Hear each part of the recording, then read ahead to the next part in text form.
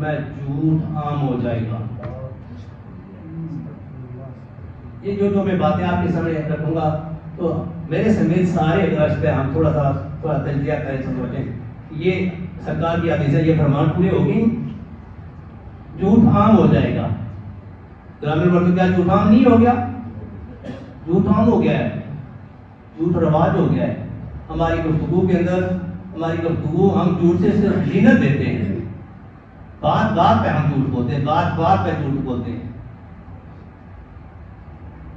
ہم مسجد میں بیٹھے ہوں تو وہاں ہم جھوٹ بولتے ہیں. ہم جنازوں کی مجلس کے اندر کھڑے ہوتے ہیں, وہاں ہم جھوٹ بولتے ہیں. سرکار نے فرمایا یہ قیامت کی نشانی ہوگی, جب جھوٹ عام ہو جائے گا سمجھ لو کہ قیامت قریب ہے.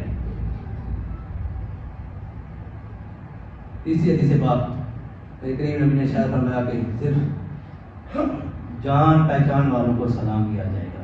کیا جی؟ جان پہچان والوں کو سلام کیا جائے گا. اور دیکھیں آج معاشرے کے اندر دیکھیں, صرف جان پہچان والوں کو سلام ہوتا ہے, ایسا ہی ہے نا. کوئی باہر سے کوئی بندہ آ جائے جسے ہم نہیں جانتے, جسے ہم نہیں پہچانتے, یا وہ ہمیں نہیں پہچانتا, وہ ہمیں نہیں سلام کرے گا, یا ہم نہیں پہچانتے تو ہمیں نہیں سلام کریں گے. تو اگر کسی نے بھولے پتے سے ڈر بھی دیا تو پھر ہم تحقیق شروع کر دیتے ہیں, پتہ نہیں کون ہے. ایسے ہوتا ہے نہیں ہوتا؟ یہ قیامت کی نشانی ہے. سرکار نے فرما دیا تھا کہ صرف جان پہچان والے کو سلام کیا جائے گا. جبکہ سرکار نے فرمایا کہ سلام سے محبت بڑھتی ہے. سلام عام کریں, افشوا السلام, سلام کو عام کیا جائے, سلام سے محبت بڑھتی ہے. اور جو مومن کے مومن پہ 5 حقوق بھی صحیحین کے اندر آئے ہیں, اس کے اندر یہ بھی آیا ہے رد السلام, جب بندہ کوئی سلام دے تو اس کا جواب لٹایا جائے. آگے میرے کریم نبی نے ارشاد فرمایا رشتہ داروں سے بدسلوکی عام ہو جائے گی. رشتہ داروں سے بدسلوکی عام ہو جائے گی. ذوی القربا پہ بڑا زور قرآن مجید فرقان حمید میں لگا کے دیا. جہاں بھی نماز کا حکم آیا, زکوٰۃ کا حکم آیا, سب سے پہلے ذوی القربا اپنے قریبی رشتہ داروں کے ساتھ اس نے سلوک کی تاکید کی ہے. ہماری کوشش کیا ہوتی ہے, اگر ہم زکوٰۃ کے بھی پیسے نکالتے ہیں نا تو ہم یہاں سے اٹھا کر ہم کوشش کرتے ہیں کہ وہ لاہور کسی فاؤنڈیشن میں بھیج دیں, یا گجرانوالہ بھیج دیں, جہلم بھیج دیں, دور دراز کے علاقوں میں بھیج دیں, جو اپنا محلہ ہے, اپنا گاؤں ہے. تو آپ پہلے ذوی القربا اپنے اڑوس پڑوس میں دیکھیں, اپنے فیملی میں دیکھیں, ان کا خیال رکھیں. اب یہ فطرانے کی بھی دن چل رہی ہے, تو آپ جب فطرانہ بھی دیں تو کوشش کریں کہ اپنے فیملی کے اندر ہی دیکھیں. اس میں کچھ قسم کے لوگ ہوتے ہیں تو خفیہ طریقے سے بس دے دیں, آپ زکوٰۃ کا پیسہ آپ انہیں دے دیں. تشہیر کرنے کی ضرورت نہیں ہے, بتانے کی بھی ضرورت نہیں ہے. اللہ جانتا ہے دلوں کے ارادے, دلوں کے بید و نیتیں جانتا ہے. فرمایا رشتہ داروں سے بدسلوکی عام ہو جائے گی. اگر آگے میرے کریم نے فرمایا گانے والی عورتوں کی تعظیم کی جائے گی, گانے والی عورتوں کی تعظیم کی جائے گی. لیکن آج تعظیم ہو رہی ہے نہیں ہے. ہر چینل پہ دیکھیں رمضان کا مہینہ آتا ہے تو پورا سال نائٹ کیفے میں جاری رہتا ہے, اور رمضان کے مہینے میں ہمیں بیٹھ کر نا وہ ہمیں قرآن و حدیث سکھاتے ہیں.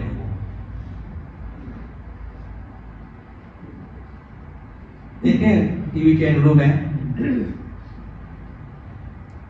اللہ ہمیں ہدایت عطا فرمائے. سرکار نے فرمایا 6 نمبر حدیث میں انصاف بک جائے گا, قیامت میں انصاف بک جائے گا. اور آپ آج دیکھ لیں انصاف بک جائے گا. امیر کے لیے اور قانون ہے اس ملک کے اندر, امیر کے لیے اور قانون ہے, اور غریب کے لیے قانون ہے, جنگل کا قانون ہے.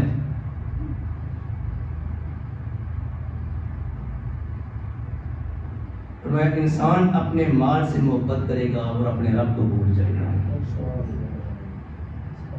انسان اپنے مال سے محبت کرے گا اور اپنے رب کو بھول جائے گا. میرے سمیت ہم سارے جہاں جتنے بیٹھے ہوئے, انسان اپنے مال سے محبت کرے گا, رب کو بھول جائے گا. میں الہاکم التکاثر حتی زرتم المقابر.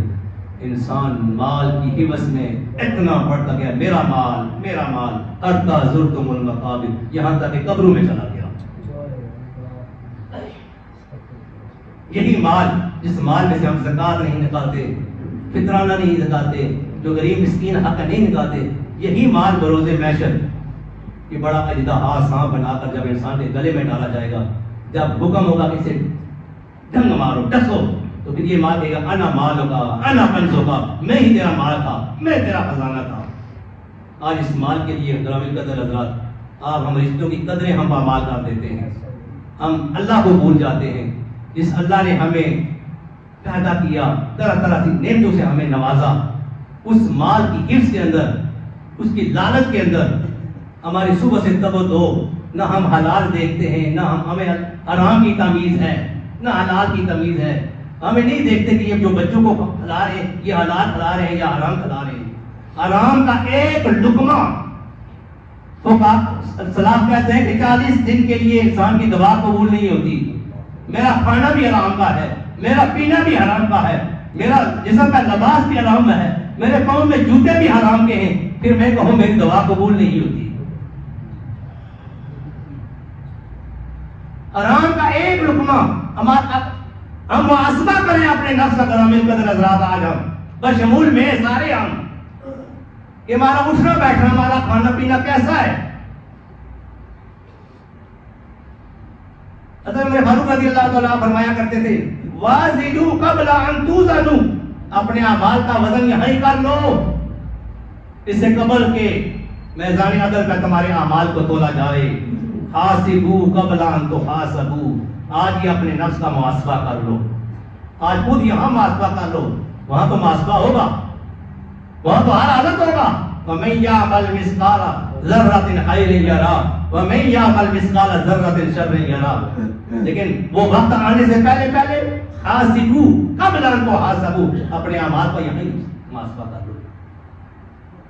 بشمول میرے امراض کو جب سوئیں تو پورے دن کا ہمیں محاسبہ کرنا چاہیے کہ آج میں صبح اٹھا، صبح سے لے کر اب عشاء کے وقت میں سونے لگا ہوں، بستر پہ آ گیا ہوں، تو میں نے آج میرا دن کیسا گزرا۔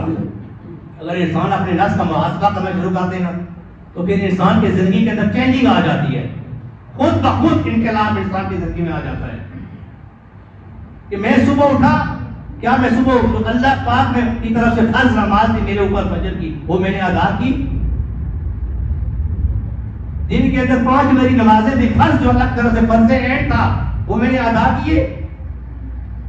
باریکی میں آپ نہ جائیں موٹے موٹے، جو فرض 5 نمازیں تھی وہ میں نے ادا کی۔ گھر کے اندر میرے والدین ہیں، میں نے آج والدین کا کتنا کہنا مانا، آج میں نے والدین کا کتنی میں نے فرما برداری کی، آج میں نے والدین کا کتنا احترام کیا۔ اڑوس پڑوس کے معاملات کا بندہ نظر دوڑائے، آج میں نے کتنے بندوں کی دل آزاریاں کی۔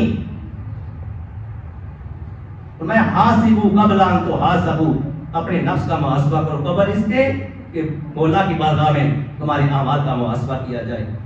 آگے 8ویں حدیث کے اندر میرے کریم نبی نے فرمایا خواہش نفس کی پیروی کی جائے گی۔ خواہش نفس کی ہر بندہ، چاہے وہ مولوی ہے، پیر ہے، فقیر ہے، سارے آج خواہش نفس کی پیروی ہو رہی ہے۔ ہر بندہ کوشش کرتا ہے کہ دین کو اپنی مرضی کے مطابق، ہم دین کے مطابق چلنے کی کوشش نہیں کرتے، جو سمجھتے ہیں کہ یہ آسان ہے، ایسا ہوگی جڑی گلائیاں انہوں نے مطابق خواہش نفس کی پیروی کی جائے گی۔ اللہ ہمیں دین کے مطابق عمل پیرا ہو کر زندگی گزارنے کی توفیق عطا فرمائے۔ حضور نے فرمایا دنیا کو آخرت پر ترجیح دی جائے گی، دنیا کو آخرت پر ترجیح دی جائے گی۔ یہ گرامی طرح 70 سالہ زندگی ہے، 80 سالہ زندگی ہے، اور 90 سال آپ جی لیں گے۔ میں زیادہ سے زیادہ 80 سال جی لوں گا، 90 سال جی لوں گا، 100 سال جی لوں گا، اس سے اوپر میں زندگی نہیں ہے۔